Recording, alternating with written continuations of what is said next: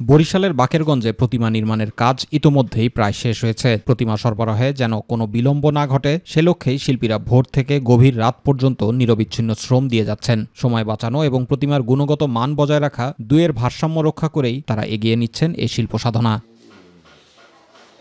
এবছর বাকেরগঞ্জ উপজেলায় দুর্গাপূজা অনুষ্ঠিত হবে ৭৮টি পূজা মণ্ডপে। প্রতিমা নির্মাণ ছাড়াও সমানতালে এগিয়ে চলছে মণ্ডপ সাজানো, আলোকসজ্জা এবং সাংস্কৃতিক কার্যক্রমের প্রস্তুতিও। অন্য বছরের মতনই এবছরের আয়োজন রয়েছে। সর্বস্তর মানুষের আনন্দিত হয়ে আমরা এবার দুর্গোৎসব পালন করতে চাই। প্রতিমার মাটির কাজ সব শেষ। প্রতিমা প্রায় 10 আনি পরিমাণ হয়েছে। রং করতে লাগবে 4 দিন, আর এই যে মাটির কাজ ধরেন আর 3 দিন লাগবে। ষষ্ঠী পূজার আগেই আমাদের প্রতিমা কালে কমপ্লিট। শারদীয় এই মহোৎসবকে ঘিরে শুধুমাত্র ধর্মীয় উৎসবের আবহ নয়, সামাজিক সম্প্রীতি, সংস্কৃতির উদযাপন এবং মানুষে মানুষে সৌহার্দ্য গড়ে তোলার একটি বিরল সুযোগ তৈরি হয়। এই উপলব্ধি থেকেই প্রশাসনও নিচ্ছে সর্বোচ্চ প্রস্তুতি, জানান বাকেরগঞ্জ থানার অফিসার ইনচার্জ। প্রতিটা পূজা মণ্ডপে নিরাপত্তার জন্য পুলিশ মোতায়েন থাকবে, আনসার থাকবে, সিসি ক্যামেরা থাকবে এবং তাদের নিজস্ব স্বেচ্ছাসেবক বাহিনীও থাকবে। এই উৎসব যাতে সুশৃঙ্খল, নিরাপদ এবং আনন্দঘন পরিবেশে উদযাপন করা যায় সেজন্য উপজেলা প্রশাসনের পক্ষ থেকে সব ধরনের প্রস্তুতি নেওয়া হয়েছে বলে জানান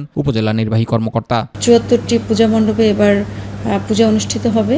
সুষ্ঠুভাবে পূজা উদযাপন হয় সে বিষয়ে উপজেলা প্রশাসন সব ধরনের ব্যবস্থা রেখেছে। এ মাসের শেষে মহাষষ্ঠীর মাধ্যমে শুরু হবে শারদীয় দুর্গাপূজা। তার আগে বাকেরগঞ্জ জুড়ে চলছে প্রস্তুতির চূড়ান্ত পর্ব। প্রতিমা শিল্পী, পূজা উদ্যোক্তা, প্রশাসন সবার সম্মিলিত প্রচেষ্টায় যেন এই উৎসব হয়ে ওঠে আনন্দ, শৃঙ্খলা ও সম্প্রীতির এক বর্ণিল মিলন মেলা, বলছে পূজা উদযাপন কমিটি। স্থানীয় লোকজন যদি একত্রে থাকে তাহলে কোনো রকমের বিশৃঙ্খলার আশঙ্কা কম থাকে। সেই সাথে প্রশাসন কাজ করছে, বিভিন্ন এজেন্সিগুলো কাজ করছে সরকারের, তাহলে আমি এরকম কোনো আশঙ্কা দেখি না। জুবার রহমান, মাই টিভি নিউজ।